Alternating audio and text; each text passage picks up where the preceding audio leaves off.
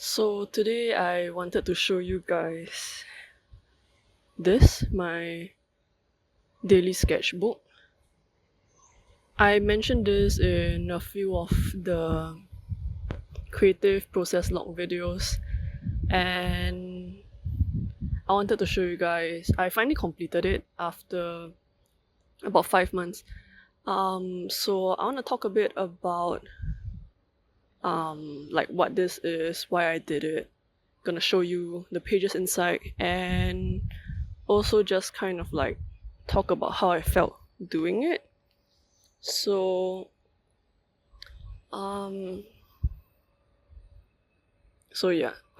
this daily sketchbook is one that I started after I came back from Jeju. If you watch one of my earlier videos, which I'll link, I think this side, um it's it's kind of like my step back into kind of creating. And I say this with some hesitation because it's not like I haven't been creating, but it's kind of more like, well, there's a few prongs to it. So I'm just thinking that this is gonna be a very strange start to a video if you've never watched anything of mine before. But anyway,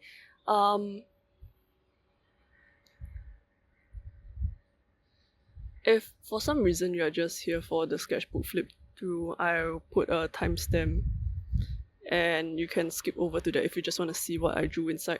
But I think objectively there's a lot of bad stuff inside. And okay, I'm talking round and round. So some facts of the things. I started this in October 2025. Around the middle of October 2025. I finished it just recently, about the end of May 2026. So it's not a particularly thick sketchbook. I never did count how many pages there are inside, but I call it a daily sketchbook, and it is mostly true for the first like maybe third of it. I did the pages daily for the first part of it, and then towards the back I kind of shifted. And I'll talk a bit more about why that is. But let's start with what I originally set out to do. So what I meant to do with this was really I saw two exhibitions that kind of gave me a bit more spark or motivation to draw again. And it's not like I've never drawn or I've never sketched at all in between. I used to sketch almost daily back in like primary and secondary school, like before 16 years old. And then when I went to architecture school around 18 to 20 something, I basically stopped sketching. And then when I was working, I had some attempts to start it back again, but it never really took. So I just have like random, like one-off sketches here and there. And so around October was when I realized, October of 2025 was when I realized, let's actually like start drawing again.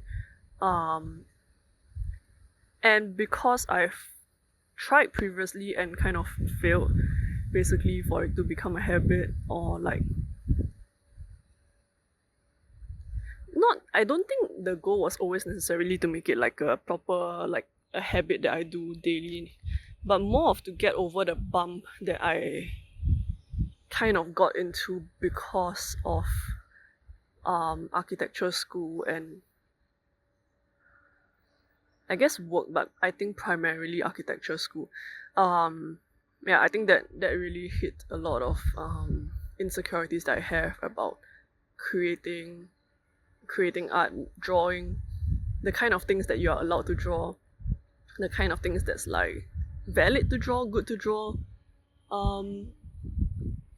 There's a lot of judgment in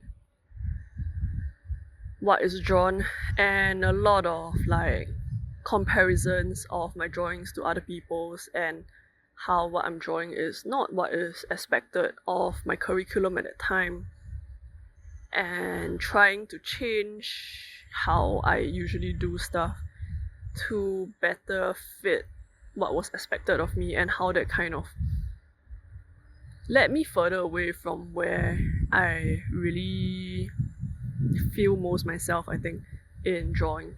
And so, more than really getting back into necessarily a habit of drawing, I think what I wanted to do was to kind of really get over that complex that I kind of ended up getting in architecture school, for various reasons, and just kind of feel more comfortable drawing again, which was really what, like, it was a great source of comfort and fun and thinking and a lot of stuff. Like, it was in a way a very natural extension of who I am, especially when I was a kid. And to kind of lose that and make it and have it feel like something that is always there wanting to be done, but like it's very hard for me to reach out for, was not a good feeling. And so I thought maybe a daily sketchbook would be a good first step to changing that. And I think the thing is that, having failed previously, I have a better idea of my stress points, or like the things that put more resistance to kind of make it harder for me to create, to draw. And so my rules for myself for the daily sketchbook were, the main thing was to fill a page every day. Doesn't matter what it is, doesn't matter how good or bad it is, how incomplete it is. Could be a sketch, could be something very whatever, doesn't matter. As long as there's something on the page, that's okay. And I know I said it's like a drawing sketchbook, but it's kind of not really. You will see in a minute when I do the flip through. The second thing is that I know I said a page a day, and it's meant to be a daily sketchbook, but knowing myself and knowing my tendency to push myself and force myself to do things, even when I don't want to. So I'm the kind of person that if I start a daily challenge or 30 days challenge, I tend towards doing it correctly, in the sense that, like, if it's, let's say, a 30 days challenge, I would do that thing every day, even when I didn't want it, or even when it was not good for me to do it. I would do it because I kind of promised myself that I would. And knowing that I tend too far in that direction, the way to maybe overcorrect, but the way to correct for it is to allow myself to skip this if I really wasn't up to it. And that I included the fact that it was okay to skip this, was also kind of me trusting that I wouldn't betray that trust in myself, that, like, at the core of it, I really wanted to just be more comfortable with drawing again, and that, like, skipping was for the greater benefit of this whole project, this whole undertaking, and it wasn't just being lazy and all that stuff. And I think there's a tendency for me to be a bit harsh in that regard, because I think the common narrative is that if you don't do something, you are, like, not disciplined, you are not diligent, you are lazy, you are a bunch of, like, negative adjectives. And what I've really learned, not just in drawing, but like a bunch of other stuff, including how I manage my own money and budget, is that I actually tend to be overly cautious and a bit less like all these hesitations of like, what if you're just slacking? What if you're just you know, being lazy? What if you are shortchanging yourself? Things like this. They are, I guess, reasonable questions to ask to an average person in such a circumstance, but specifically for me, they don't apply because I think internally I have such a strong compass away from that. Like, I don't want to do that. And to doubt myself on top of all of that is actually kind of a form of self-betrayal, in the sense of like, I don't feel like I trust myself enough, and I don't look at my past actions and think this is actually somebody who is able to put in the effort, put in the work when it's needed, and to not doubt that any like taking days off or whatnot is in fact much needed and not a way of like just sneaking or trying to slack off. This is sneaking, trying to slack off. And so that was the second part. So draw a page a day, and quite importantly, don't draw more than one page a day. And I'm allowed to skip this if I want to. And the last thing is just fill up the journal, fill up the sketchbook. I didn't intend to share the sketchbook when I first started it, and I thought for a while, once I finished it, whether I wanted to actually share it, like whether sharing it would kind of, I guess, betray my initial starting position of it being like the reason why I can be, in a sense, a bit more careless and carefree in how I draw in this, how I drew in this sketchbook, was because I gave myself the permission that like it would not be seen by anyone unless I wanted it to be. And I considered not showing it. I considered maybe like skipping some pages of it, but I think if there's anything that's too personal or identifying, I will like slightly blur it or something. But aside from that, I really wanted to do a page by page flip through just to really show the whole journey and to not censor anything that is like maybe what I consider bad, or maybe like not visually appealing, or maybe too sensitive, or maybe like visually ugly, or like content wise ugly or inappropriate and things like that. Like, I don't really want to censor that. I think the sketchbook is best viewed as a whole thing in its entirety, and that includes all the ugly bits and all the inappropriate bits, all the bits that, you know, might earn judgment, rightly or wrongly. And so that was what I wanted to do. So I did mention briefly that I did like daily, I did it daily for like maybe the first third of it, like probably think around, yeah, I think probably actually maybe the first half of it. So like this portion of it was maybe daily mostly. I believe if I went back to check my creative log process, I probably mentioned skipping days.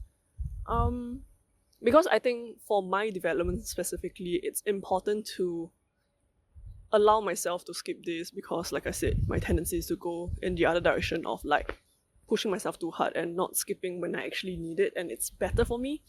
But towards the back portion of the sketchbook, it was a bit more loose. I'm not very sure because I don't date any of the sketches. I think dating it would bring out that tracking mindset that I have and be like, you have not done this for this number of days, you have not done this for this number of days, why are you not doing it, why are you not doing it, why are you not doing it? And so like I didn't put dates in it deliberately because I didn't want myself to get into that mindset.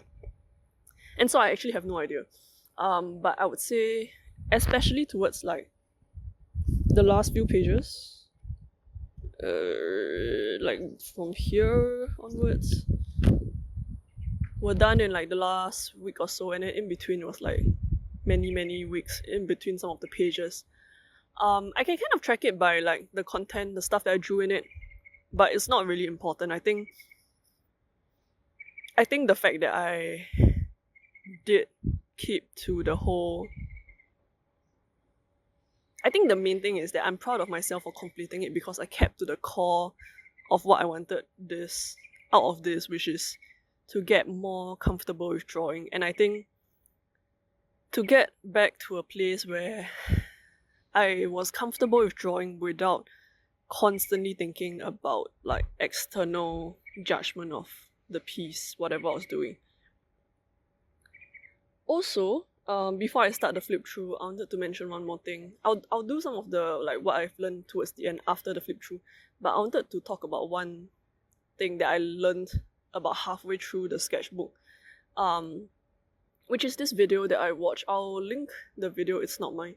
But I was talking about how the difference between sketching and drawing is confidence.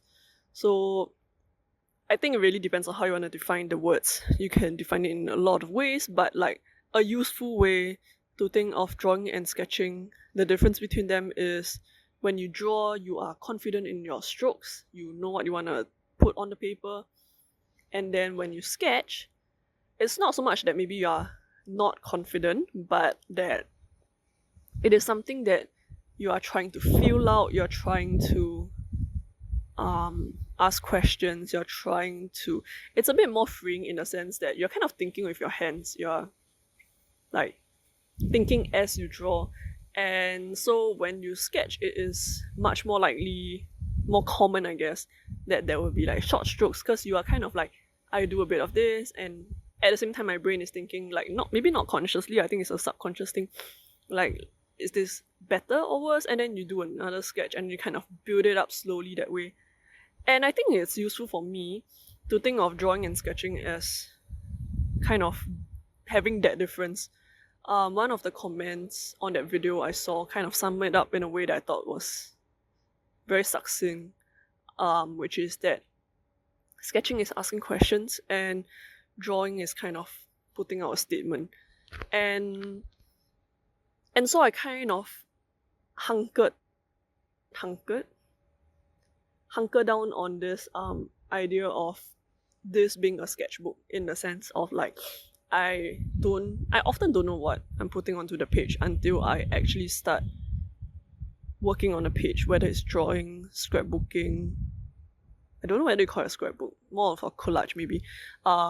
Whatever medium I'm in, once I actually start putting something onto the page, that is when that thinking process begins, that asking myself question begins. And often there's no answer.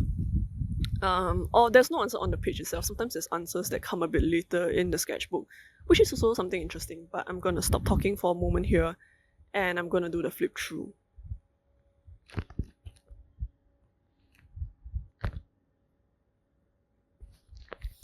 So, I wanted to talk a bit about the sketchbook itself. I know I said I was going to do a flip through, but I'm going to talk a bit about the sketchbook itself. This was originally a blank, I wanted to show you a page, but never mind.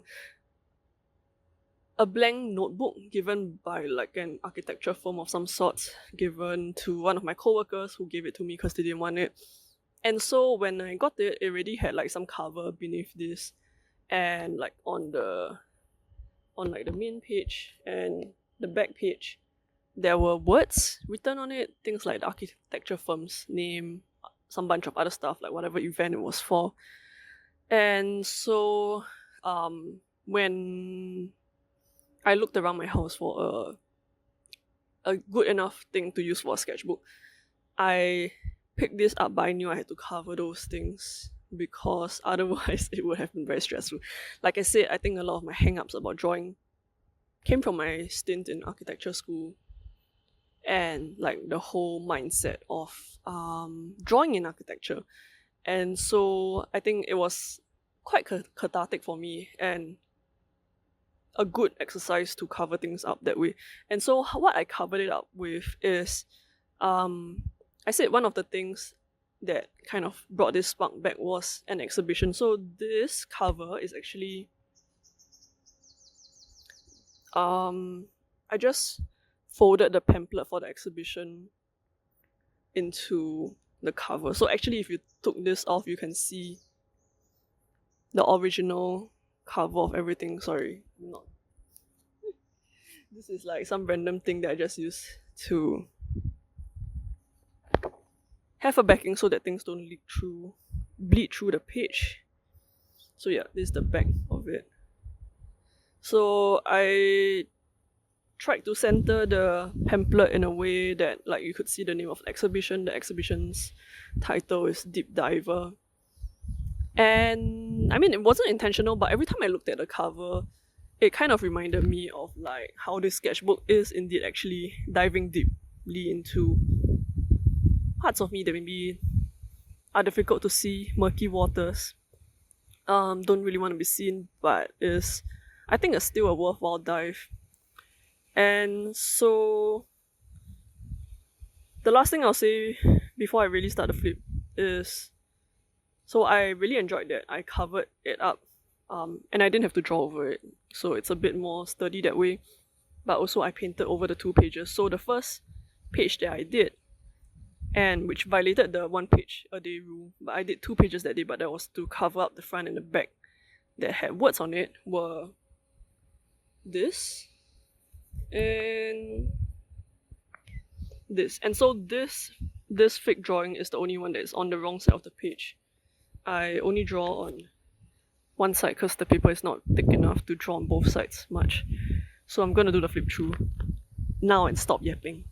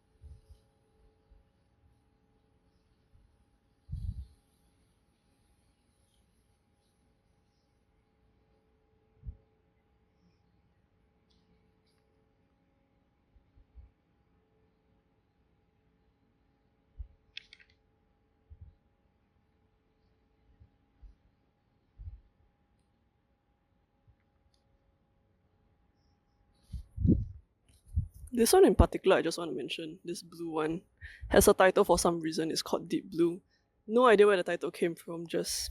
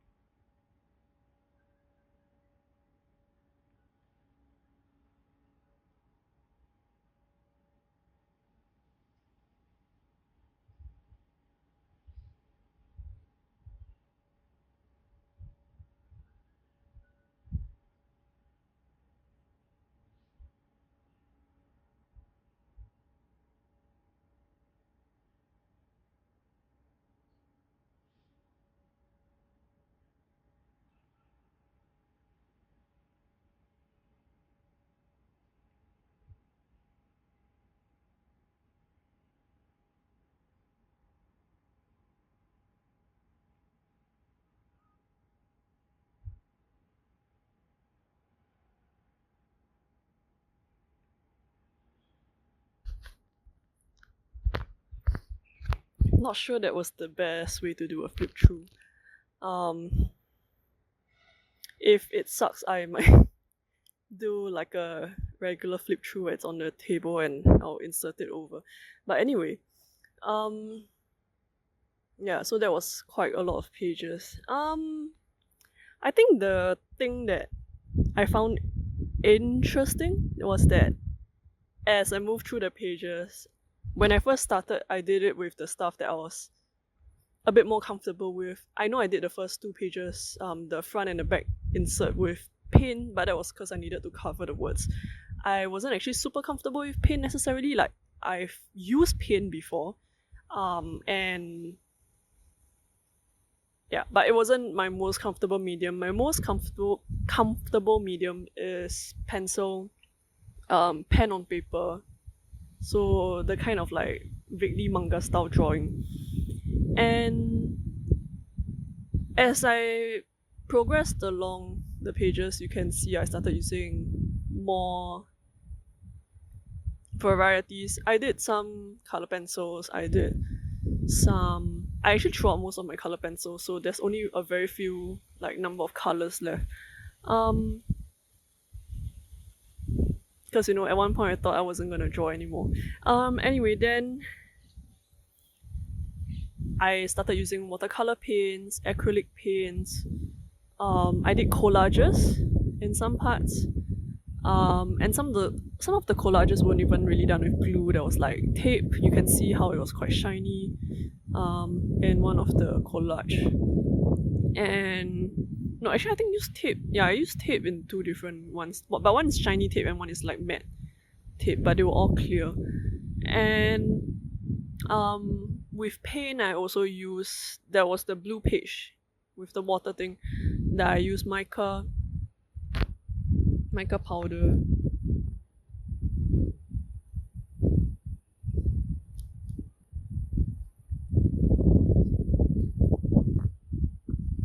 This one.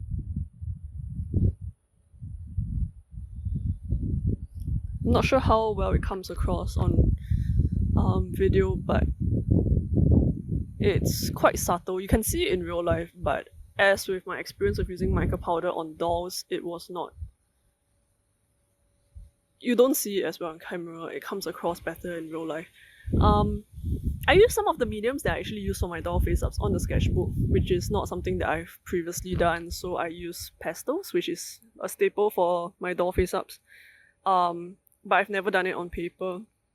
And so I kind of approached it in a weird way. I had to search up how people draw with pastels, which they just draw with the pastel crayon.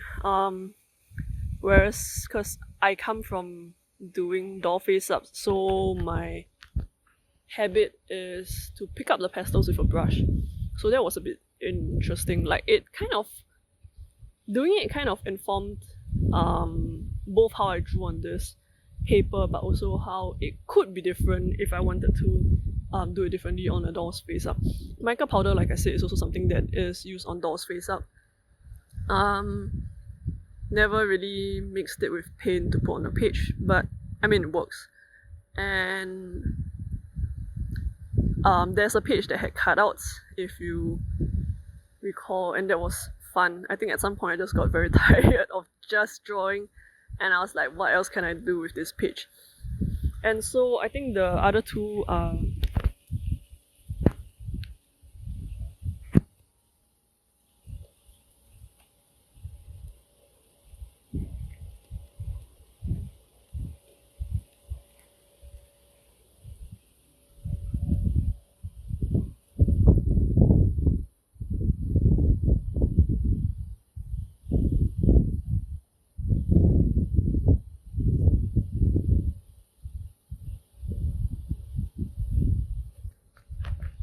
so the cutout page and this page, where if you can see there is a slightly raised circle there. So it makes up a triangle, but it's very hard to tell. I guess those are kind of concept-ish pieces. But what you don't know is that for that dot that I raised, Prior to that, I think I drew in a dot. I can't really remember what I did, but it was a more like it was something on the page. There was something on the page. I think I just dotted a black dot.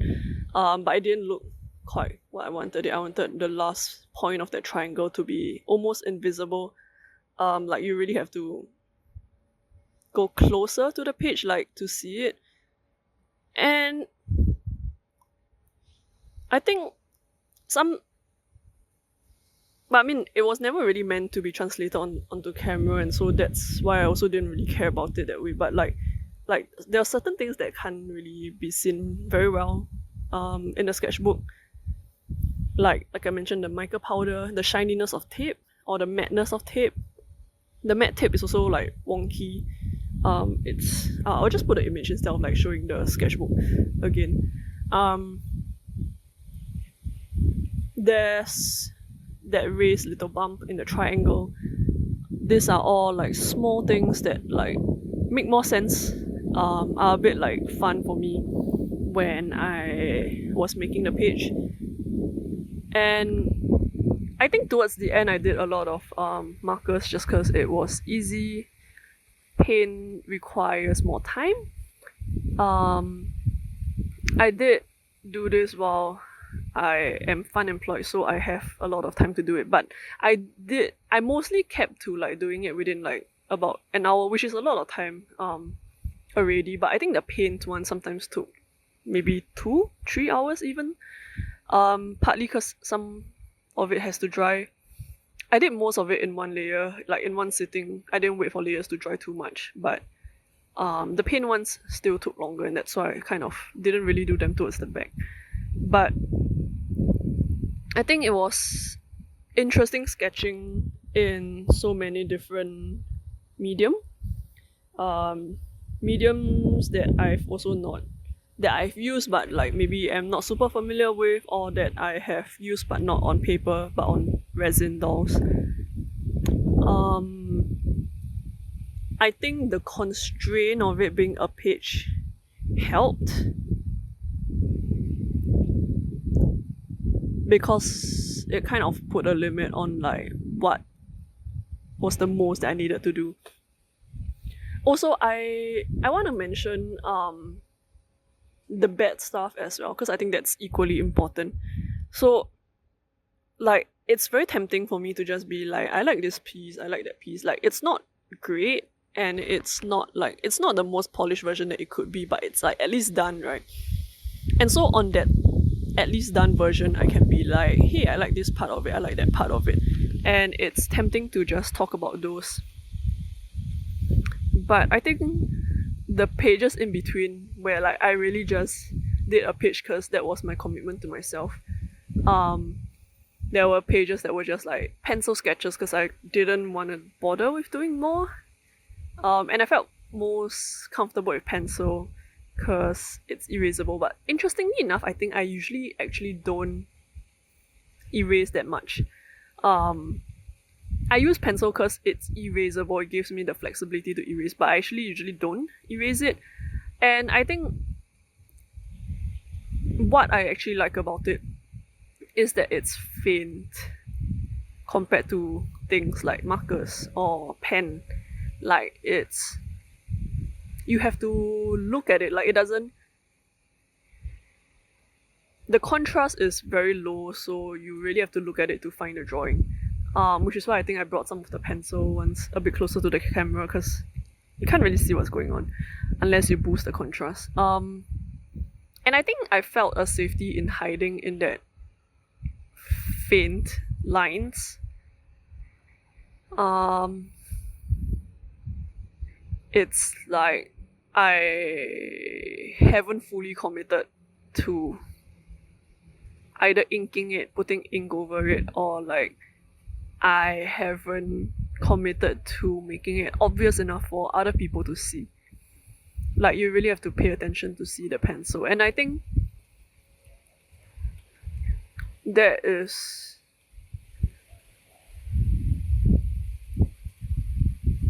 a tendency that I think got a bit lower towards the end, because I was mostly using markers to just draw. And so I think I did get more comfortable with just drawing without caring about like it not turning out well. And sometimes it really didn't turn out well, but it's just like, oh well, it's what it is. I think the thing that was good that came out of it is got me a bit more comfortable with just like, but just throw things on the page and trust that like I can make something out of it. And if it's bad, it's fine. Just like it's just one page. You do something else the next time. There are some pages within this that were like vaguely in conversation with each other. I won't say iterative necessarily because I don't think I went into any of these pages thinking I'm gonna make a better version of this thing. But like I think I would say the one that I did try and make a better iterative version is like the fig, probably. Which you can see in the previous creative log. But all in all, I would say like I kind of want to get another sketchbook because like I do have a bunch of like half done sketchbooks, like half filled sketchbooks that I could just finish, but I quite enjoy starting a new one and just being like, it doesn't really have to be anything. I think somewhere along the way of my drawing journey, I got a bit stuck in the idea that a sketchbook had to be something decent. I actually also had a daily sketchbook in the first year of my architecture school because it was a requirement, it was a graded item. And I mostly cheated, like I did like maybe 7 pages in a day and then like no pages for the rest of the day, for the week, I mean. And I traced over floor plans, which is technically fine because the main point was to kind of familiarize yourself with drawings and buildings and things like that. But like I hated the exercise when I was in school because I think one, I did not realize it back then, but I now know I am fundamentally not as interested in buildings as I am in other things like people or ideas. Ideas in the sense of like a bit more abstract things, and also just like dynamics between people, which I think that is why drawing doesn't entirely fulfill that, because you can't really explore dynamics on drawing, and that's where writing comes in. And that's why I write, I think. But also like thinking, I think creating is it's also thinking. And that's why I come back to the idea of the sketching versus drawing, right? So sketching, if you think of sketching as drawing, if you think of sketching as asking questions, I don't think a sketch is limited to only like visual mediums. So as tempted as I am to just like start another daily sketchbook, I actually pivoted to starting a daily word sketch. So just like this sketchbook, I made myself the promise that I don't have to show anybody whatever is written. So I don't know whether I will show it after I finished 30 days of it, or whether I would not. But I did start a daily word sketch, and the reason why the word sketch is important in it is because it's really about that. Like, bit by bit by bit, you figure out your question as you put words onto a page. And a bit less about going in knowing already what you want to put onto that page. And so the ideas and the useful things that I learned from doing this sketchbook, I decided to put onto words. And why I call it word sketch is also because I toggle between prose and poem. I didn't really want to restrict myself, basically. So just like how the sketchbook actually didn't restrict myself to purely using like pen or pen or pencil or anything. Like there were collages, there were cutouts, there were stuff stuck on. It's like as long as it's within this book and it's a page, it's fine. So the word sketch is kind of like that. It's as long as there's like one idea, at least one idea, and it's words on that page, it's fine. There's no set like word length. There's no set minimum or maximum. It just has to be done in a day. So far, I have skipped one day. Yeah, so similar idea to what I did with the sketchbook. And so I guess what I really wanted to talk about with this sketchbook is that I guess I feel grateful to it in a way, because it contains like unintentionally a record of my thoughts, both about life during that period but also about creating or making stuff, and also about my yeses and my nos. So I would say that there are 3 pages that are not iterative but sort of in conversation with each other. One is the "This is my no" page, in which I realized that every time I don't like something, I will scrunch my nose. So like if I ask myself a yes/no question and I feel that my reaction is like this. Nowadays the other one that I noticed, which was not recorded in the book, is like a weird, like this kind of weird smile. That's usually a no. And so realizing that and then putting a mirror in front of me so that I can draw my nose as I do this scrunching, that was the page of "This is my no." And then somewhere along the way there was another page called "Where is my yes?", which got a bit wet. That's why some of the dots are like a bit discolored. And then much later there is another page called that I think that just says yes, and then there's like "la la la, oh ho ho," something like that. Hang on, I'll show you on the sketchbook just because I want to see the relative like number of pages within them.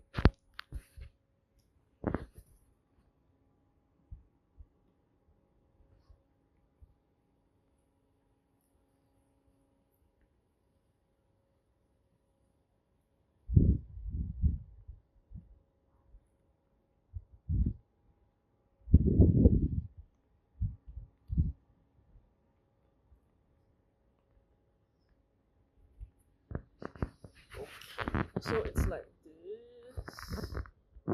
this is the "This is my no" page, and then so this is the "This is my no" page, and just two pages later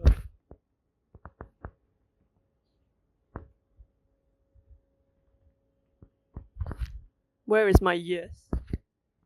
And many pages later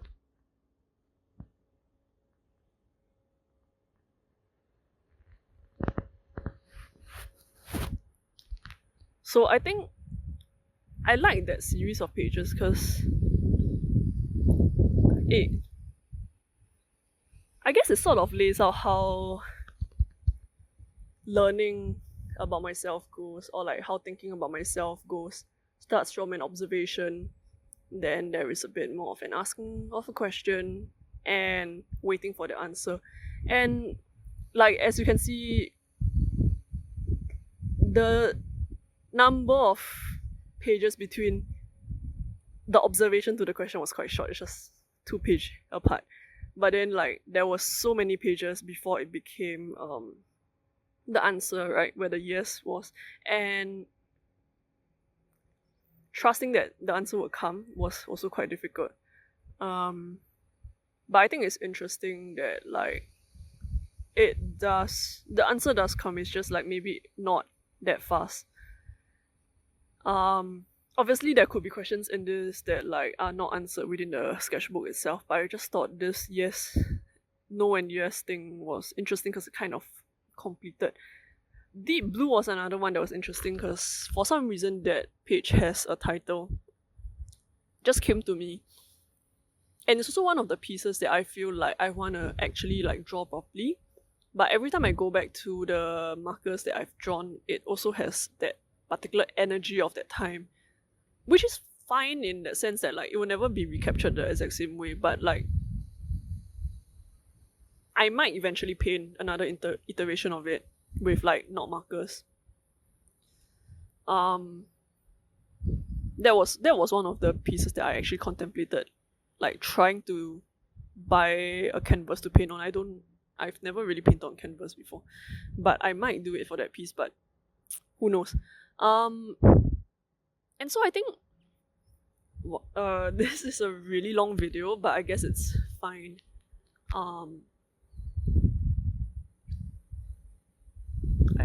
I just, yeah, I don't know. I just really, I think the thing that I'm most grateful about is that, like, while there were some days where like drawing was maybe not particularly fun in and of itself, it is overall gratifying because I did it without pushing myself, and I did it while learning more about myself, and like also kind of unlearning some of the things that I picked up along the way about my drawing, or my insecurities, or about my behavior that were not helpful, and that drawing as thinking helped to pull some of these things out. And like, I think that's really all I can ask of my art. I am curious about where my word sketch would go. I think today is day 12, possibly. But we will see whether that warrants another video. But man, I'm not sure I have anything more to say necessarily, or it's kind of like I have a weird in between of like either I just end this video here and I don't say anything more, or I really like just let loose and ramble and it's gonna be a 2-hour video, and I kind of don't really want it to become that because I'm kind of hungry and I want to go and have lunch. But I guess that's the answer. I'm gonna end this video here, but know also that like I can potentially just sit and ramble about like any of these drawings. Well, maybe not all of them, but like some of them are bad. And so part of the reason why I thought it was important to show every page here is really to show the bad stuff. And as much as I've come to realize that I really fear judgment, external judgment, I think what is scarier is the external judgment that I have internalized, and the internalized version of the external judgment policing myself in my head. I think that is what is the scariest thing for me. Like, external judgment will still hurt, I think. I mean, it's a bit inevitable, but like, I think that is not as... I don't know whether it's really not as painful. Like, external judgment will be painful. I think the internal judgment, the internal version of the external judgment in my head policing myself is more harmful, though not necessarily painful in the same way, because it really puts a limit on like what I'm willing to try at all. And it's a bit different. The internalized version of the external judgment is different from my own internal judgment. And for me, it's important to kind of like separate it out, because obviously I have judgments about my own work, no matter what it is. And I think it's never going to be possible to be like my internal judgment is like completely devoid of like external inclinations or external things that I've picked up from the external. I don't think it's possible to divide that. Like, I'm not living in an isolated sphere by myself, although I technically sort of am, but like, you know. But what I mean by that is that I think there are some internal judgment that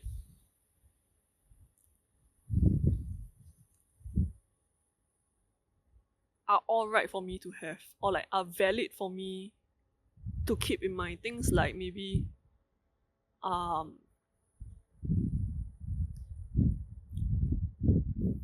when I say judgment, I mean weighing whether this thing, this whatever it is that I'm looking at, is important or a priority to what I want to do or what I want to convey or what I'm trying to do in this thing. So in a sketchbook where I'm trying to be comfortable with just getting back into drawing again without scolding myself for like not doing it or scolding myself for doing it badly, the thing that is important is putting things down, even if they look ugly, right? So the looking portion, like how good it looks visually, is really less important. And so the internal judgment that is useful or valid in this, or fitting in this case, is really that like whether it fits my criteria of I've put down something.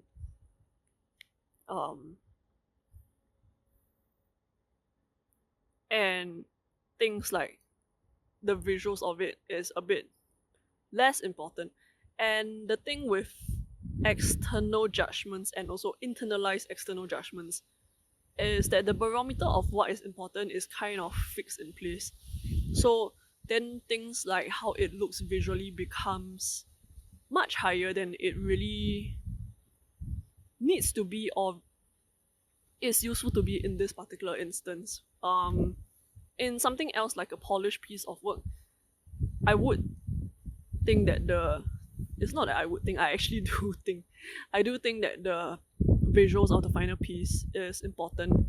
But this is not that, right? And so in this particular arena of sketching, how good that thing looks is secondary, tertiary. I don't know what's a lower priority word.